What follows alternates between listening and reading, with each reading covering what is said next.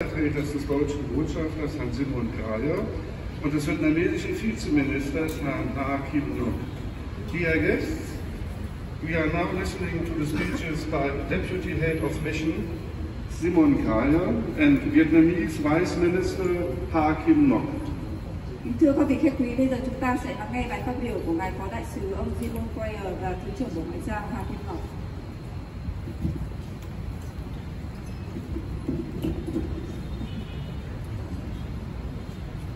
Your Excellency, Vice Minister of Foreign Affairs, Mr. Kim Nok, today's guest of honor. Excellencies, distinguished guests, liebe Landsleute, liebe Kolleginnen und Kollegen. Thưa ngài Hà Kim Ngọc, Thứ trưởng Bộ Ngoại giao, hôm nay là vị khách danh dự của chúng tôi. Thưa các quý ngài, thưa các vị khách quý, các bạn đồng hương thân mến, các bạn đồng nghiệp thân mến. I think you will all have noticed by now that I'm in fact not Ambassador Dr. Hildner, but his deputy. In spite of severe precautionary measures, the ambassador unfortunately caught a COVID-19 infection and has to remain in quarantine. He deeply regrets not being able to personally host today's celebration of German Unity Day and sends his best wishes to all of you. I am sure you all join me in wishing him a speedy and full recovery. Các vị đã nhận ra tôi không phải là đại sứ tiến sĩ Hildner mà là cấp phó của ông đại sứ. Không may là ông đại sứ cho dù đã rất cẩn thận đã bị nhiễm Covid và phải cách ly. Ông đại sứ rất tiếc không thể trực tiếp chủ trì cuộc chiêu đãi ngày hôm nay nhân dịp ngày thống nhất nước Đức, và ông gửi đến tất cả quý vị những lời chúc tốt đẹp nhất. Tôi tin chắc rằng quý vị đồng ý với tôi và chúng ta cùng chúc ông đại sứ nhanh chóng bình phục hoàn toàn. Personally, I'm very honored to welcome you here to the German residence and to deliver the speech that Ambassador Hildner had already prepared for himself for today. Bản thân tôi rất vinh dự được chào mừng quý vị tại nhà riêng của đại sứ và thay mặt đại sứ Hildner đọc bài phát biểu đã được ông chuẩn bị trước cho cuộc chiêu đãi ngày hôm nay. The last time we were able to celebrate German Unity Day here at the residence was 3 years ago, for obvious reasons of the COVID-19 pandemic. In the meantime, fortunately, life has largely returned to normal, not least because of the successful vaccination campaign. However, the pandemic is not over yet. Infections and deaths continue worldwide. So let us remember the many victims of the pandemic, the dead, the people who are struggling with the long-term effects of the disease, and the people who are suffering in many ways from the effects of the pandemic, from psychological to economic. Lần cuối cùng chúng ta kỷ niệm ngày thống nhất nước Đức tại nhà riêng đại sứ Đức là cách đây 3 năm vì đại dịch Covid-19. May mắn đến nay phần lớn cuộc sống đã bình thường hóa, đặc biệt là nhờ chiến dịch tiêm chủng thành công. Nhưng chúng ta vẫn chưa vượt qua được đại dịch. Trên khắp thế giới vẫn còn những ca lây nhiễm và những trường hợp tử vong. Chính vì thế chúng ta hãy tưởng nhớ đến những nạn nhân của đại dịch, những nạn nhân tử vong, những người phải chống chọi với những hậu quả Covid và những người phải chịu đựng những tác động khác nhau của đại dịch, từ tác động tâm lý đến tác động kinh tế. Of course, intergovernmental cooperation has also been affected by the pandemic. Many of the important personal encounters could not take place.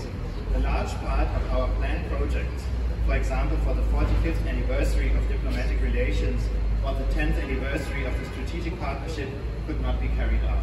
Tất nhiên, quan hệ hợp tác giữa hai nước chúng ta cũng bị ảnh hưởng bởi đại dịch. Đã không thể tiến hành được nhiều cuộc tiếp xúc trực tiếp rất quan trọng. Một phần lớn các dự án đã lên kế hoạch của chúng ta đã không thể thực hiện được. Ví dụ như kỷ niệm 45 năm thiết lập quan hệ ngoại giao hay 10 năm quan hệ đối tác chiến lược. And yet we have cooperated in new and intense ways during the pandemic. For example, Germany has donated more than 10 million vaccine doses and valuable life-saving medical equipment to Vietnam. This collaboration will continue. As a result, we can say that Germany and Vietnam have not distanced themselves from each other during the pandemic, but have come closer to each other. The German-Vietnamese friendship has stood the test of time during the pandemic. Tuy nhiên, trong đại dịch chúng ta đã tích cực hợp tác với nhau theo một cách mới. Ví dụ như nước Đức đã gửi tặng Việt Nam hơn 10 triệu liều vaccine và những trang thiết bị y tế quý giá, trong đó có cả những thiết bị cứu sống mạng người. Hợp tác này sẽ được tiếp tục.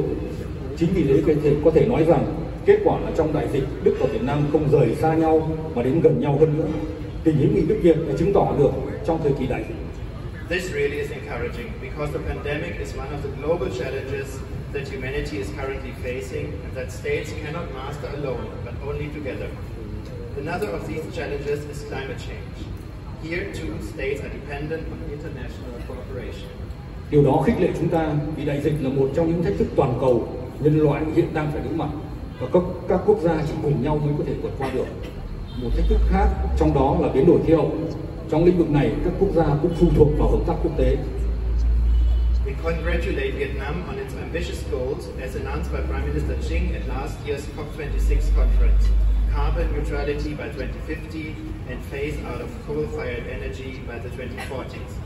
Germany is willing to make significant efforts to support Vietnam in achieving these goals. We want to get involved with others in a just energy transition partnership with Vietnam. Germany is building on years of development cooperation in the areas of energy and environmental protection. Chúng tôi chúc mừng Việt Nam đề ra những mục tiêu đầy kỳ vọng như Thủ tướng Phạm Minh Chính đã tuyên bố trong hội nghị COP26 năm ngoái. Đó là trung hòa khí hậu vào năm 2050 và từ bỏ năng lượng than trong thập niên của những năm 2040.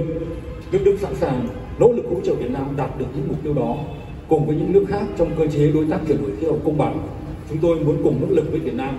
Như vậy, nước Đức nối tiếp quan hệ hợp tác phát triển được tiến hành từ nhiều năm nay trong các trọng tâm là năng lượng và bảo vệ môi trường. Just as international support is necessary to achieve Vietnam's ambitious goals in the climate sector, so too must all Vietnamese forces be mobilized. In addition to the government and the business community, this also includes the many people who are committed to these goals, either individually or together with others within the framework of non-governmental organizations. Their participation is essential for the achievement of these goals, but also far beyond that. Cũng như sự hỗ trợ của quốc tế là cần thiết, thì cũng phải huy động mọi nguồn lực của Việt Nam. Bên cạnh các cơ quan nhà nước và giới kinh tế, việc huy động nguồn lực cũng bao gồm cả việc huy động nhiều người với tư cách là cá nhân hoặc cùng với những người khác trong khuôn khổ những tổ chức phi chính phủ nỗ lực hoạt động vì những mục tiêu đó. Sự tham gia của họ là cốt yếu để đạt được các mục tiêu đó nhưng cũng vượt xa hơn thế nữa. In addition to the COVID-19 pandemic and climate change, I would like to address the third global challenge. This is the disregard and violation of the international rules-based order and international law. Currently, the most serious case is the Russian war of aggression against Ukraine. This is not a regional conflict, but a conflict with global implications. We feel this, for example, in the increased energy and food prices.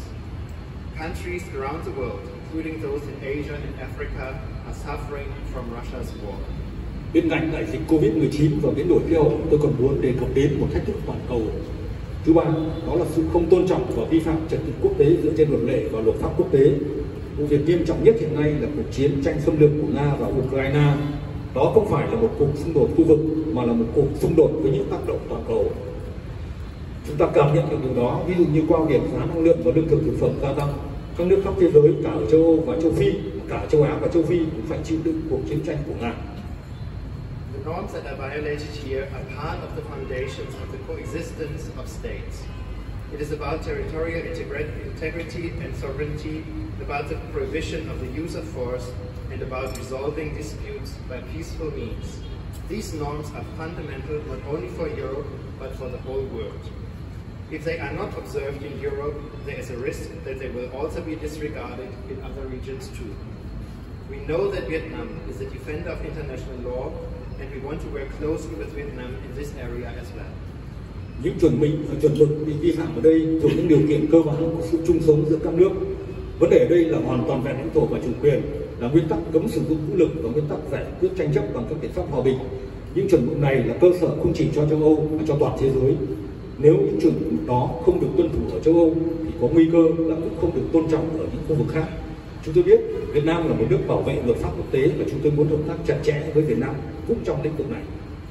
In recent months, there has been a welcome revival in travel between our countries, including official delegations. This made numerous personal encounters possible.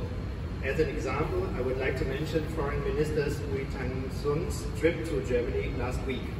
In addition to Federal Foreign Minister Baerbock, he also met Federal President Steinmeier and Federal Council President Ramelow. Other high-level encounters will follow in the coming weeks and months. Đáng mừng là trong những tháng vừa qua, việc đi lại giữa hai nước chúng ta đã khởi sắc trở lại, kể cả việc trao đổi các đoàn chính thức. Điều đó tạo điều kiện cho nhiều cuộc gặp gỡ trực tiếp. Tôi muốn nêu một ví dụ là chuyến thăm Đức tuần trước của Bộ trưởng Bộ Ngoại giao Bùi Thanh Sơn. Bên cạnh Bộ trưởng Bộ Ngoại giao Baerbock, Bộ trưởng Bùi Thanh Sơn cũng đã gặp Tổng thống Liên bang Steinmeier và Chủ tịch Hội đồng Liên bang Pamelo. Những cuộc gặp gỡ cấp cao sẽ kế tiếp trong những tuần lễ tới và những tháng tới. Also, economic relations are developing well. Here too, I would like to give a positive example. 2 weeks ago, the German company Mesa, which produces industrial gases in Vietnam, celebrated the 25th anniversary of its presence in Vietnam with the inauguration of a new plant in Thai Nguyen. In the last 25 years, this company alone has invested more than 400 million euros in Vietnam. Quan hệ kinh tế cũng phát triển tốt đẹp. Về điểm này, tôi cũng muốn nêu một ví dụ tích cực. Cách đây 2 tuần, tập đoàn Mesa của Đức chuyên sản xuất khí công nghiệp tại Việt Nam đã khánh thành một nhà máy mới ở Thái Nguyên để kỷ niệm 25 năm hiện diện tại Việt Nam. Trong 25 năm qua, chỉ riêng tập đoàn này đã đầu tư hơn 400 triệu euro vào Việt Nam. In total, more than 350 German companies have invested almost 3 billion euros in Vietnam and provide employment to more than 50,000 people. The trend is positive, as can be seen from the many expressions of interest in just the last few weeks. As you can see, German-Vietnamese relations are on the right track. This allows to look to the future with confidence. Hơn 350 doanh nghiệp Đức đã đầu tư tổng cộng gần 3 tỷ euro vào Việt Nam và tạo việc làm cho hơn 50.000 người. Xu hướng là tích cực, nhưng có thể nhận thấy được qua sự quan tâm đầu tư của nhiều công ty chỉ riêng trong tuần lễ vừa qua. Quý vị có thể thấy quan hệ Đức Việt đang trên đường phát triển tốt đẹp. Điều đó làm chúng ta tin tưởng hướng tới tương lai. On a very personal note, I would like to add a word of gratitude to all those who have helped to organize today's reception. Above all, obviously, our wonderful embassy team, especially Mona Krayem and Alexander Albert, who I don't see right now. I wish you all an enjoyable evening. Thank you very much. Cuối cùng, cá nhân tôi muốn cảm ơn tất cả những người đã giúp đỡ tổ chức của chúng ta ngày hôm nay. Trước hết là đội ngũ tuyệt vời trong đại sứ quán chúng ta, và đặc biệt là hai đồng nghiệp là Mona Krayem và Alexander Albert. Chúc tất cả quý vị một buổi tối dễ chịu. Trân trọng cảm ơn.